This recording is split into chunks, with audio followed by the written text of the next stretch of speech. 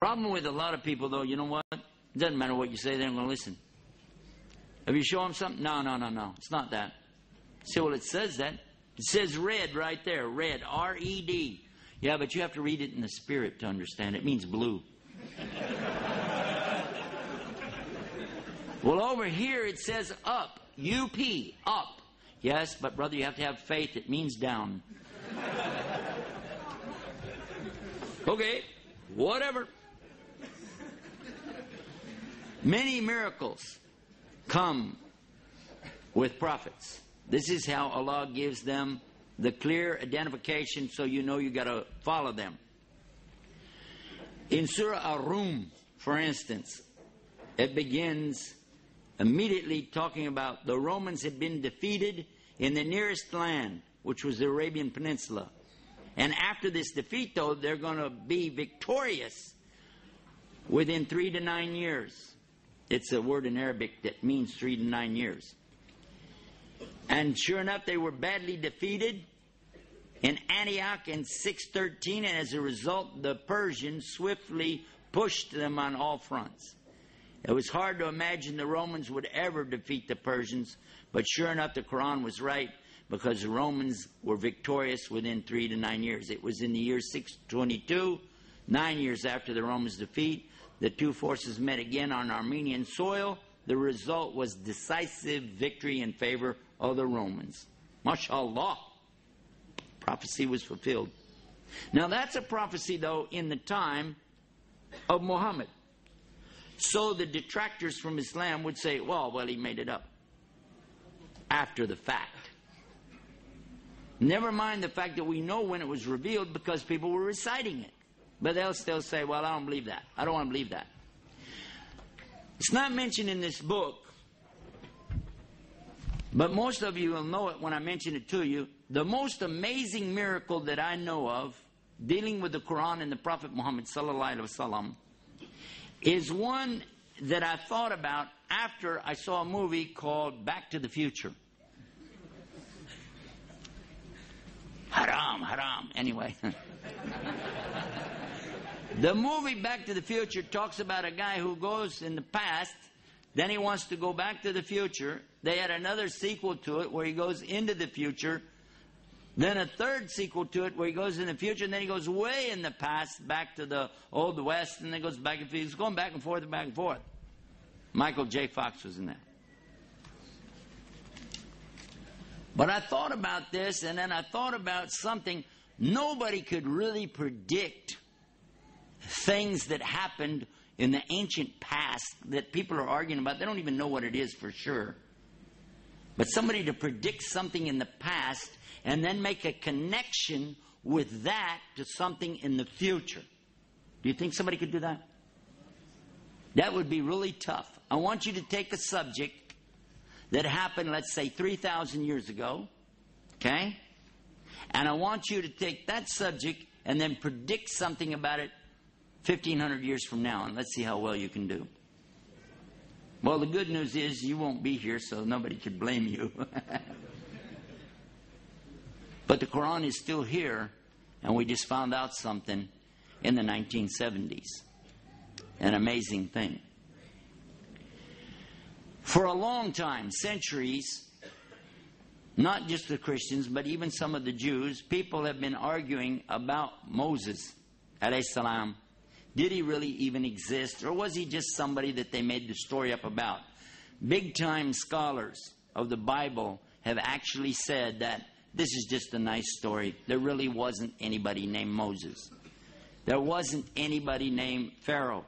There really was no incident of the Jews being taken into captivity or the punishment that they went through and then being saved and taken away from that.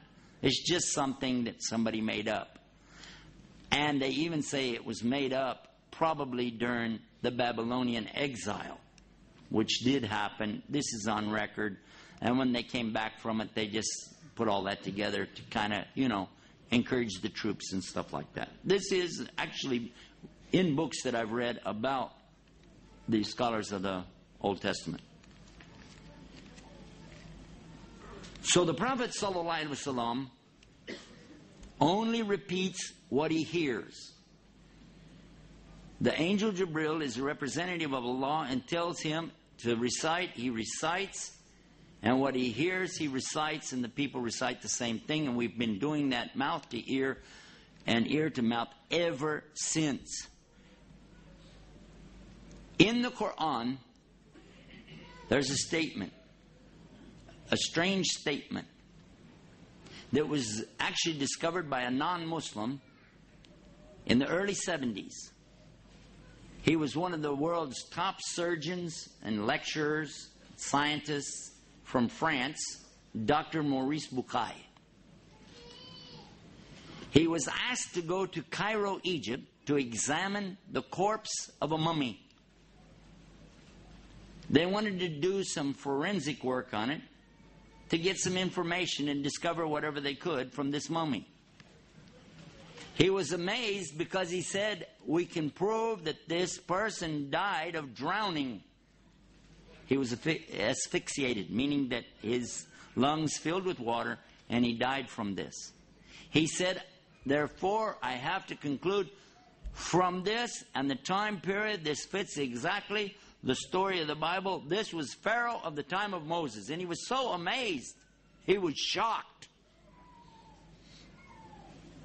But do you know what happened? The people in Cairo, happened to be Muslims, of course, they said, this is no big deal. We already know that. He said, yes, but we've discovered him. And they said, well, we know that too. He said, no, I mean, this is his body. And it's here. And they said, well, we know because it's in the Quran. He said, the what? So he gets introduced to a subject called the Arabic language.